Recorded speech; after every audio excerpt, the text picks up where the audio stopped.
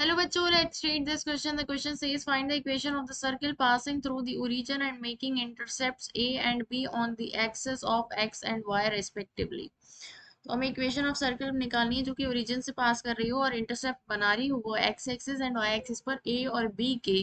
तो यहाँ मैं की कॉन्सेप्ट लिख लेती हूँ उस क्वेश्चन का।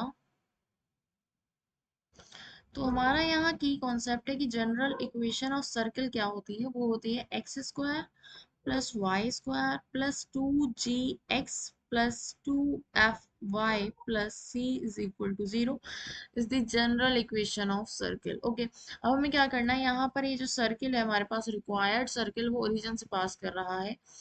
और तो यहाँ हम लिख लेते हैं, क्या है, ये फिगर बना लेते हैं। तो एक सर्किल है हमारा, ये एक्स एक्सिस है, ये वाई एक्सिस है, और ये ओरिजिन से पास कर रहा है, मतलब ये यहाँ से पास कर रहा होगा, और ये एक्स और वाई एक्सिस पर इंटरसेप्ट भी बना रहा है। तो ये कुछ इस टाइप का सर्कल होगा। ठीक है, यहाँ से पास कर रहा है ये, और एक्स एक्सिस पर इंटरसेप्ट बना रहा है ये किसके, ए कॉमा जीरो के, मतलब ये पॉइंट ए मान लूँ तो मैं, ये है ए कॉमा जीरो। और वाई एक्सिस पर बी है, ये इंटरसेप्ट बना रहा है किसके, बी के इंटरसेप्ट बना रहा है। तो ये होगा 0, बी।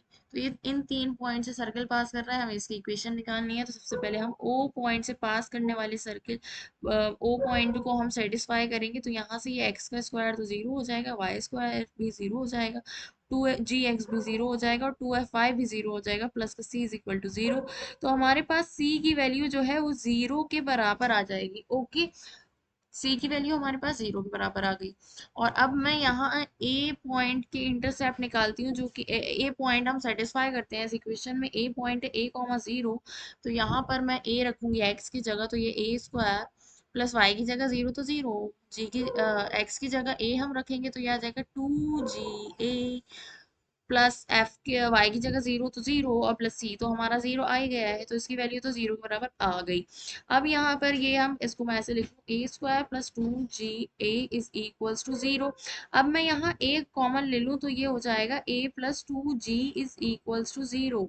इसमें दो कंडीशन बन सकती है, या तो a की वैल्यू जीरो के बराबर हो, या फिर क्या दूसरी वाली क्या बनेगी कि ये वाली टर्म जीरो के बराबर हो, कि a प्लस 2g जो है वो जीरो के बराबर। लेकिन ये तो a is equal to zero तो पॉसिबल ही नहीं है, क्योंकि अगर a की वैल्यू जीरो हो जाएगी तो ये पॉइंट तो हमारा ओरिजिन पर टेंड करने लगेगा, ओरिजिन माना जाएगा ये पॉइंट। जब a जीरो हो जाएगा, y तो जीरो, ये तो 0, 0 हो जाएगा, तो ये तो हमारा पॉसिबल ही नहीं है। तो हमारा यही पॉसिबल है, यहाँ हम लिख देते हैं कि a is not equal to zero. सिर्फ पॉसिबल क्या है कि a plus two G is equal to zero. तो यहाँ से g की वैल्यू मैं निकाल लूँ तो g की वैल्यू आ जाएगी माइनस का a अपॉन टू। ठीक है, ये g की वैल्यू आ गई। अब हम थर्ड वाला पॉइंट रखेंगे b, 0, b। 0, b, तो यहाँ पे मैं रखूंगी एक्स का स्क्वायर जीरो हो जाएगा, वाई का square B square plus 2gx, ये तो जीरो होगा, 2fy, 2f, और y कितना b प्लस का c तो जीरो ही है, तो इज इक्वल टू जीरो। यहाँ से भी हमारे पास b square plus 2f b is equal to zero, तो b मैं यहाँ से कॉमन ले लूँ तो b plus 2f is equals to zero. ठीक है, तो यहाँ पर भी दो कंडीशन बनेगी कि b जीरो के बराबर होगा, या फिर b plus 2f is equals to zero के बराबर होगा। तो देखिए, अगर यहाँ b जीरो बराबर हो जाता है तो ये b पॉइंट तो ओरिजिन कहलाएगा। ठीक है, तो ऐसा तो पॉसिबल नहीं है, मतलब b तो हमारा जीरो के बराबर हो ही नहीं सकता। b तो जीरो बराबर नहीं है, तो यही चीज जीरो के बराबर होगी, तो यहाँ से हम f की वैल्यू निकालेंगे, तो f is equal to minus का b अपॉन टू। ये वैल्यू आ गई f की। g की वैल्यू क्या आई है, g की वैल्यू आई है g is equal to minus का a अपॉन टू। ओके, और c की वैल्यू हमारी जीरो आई।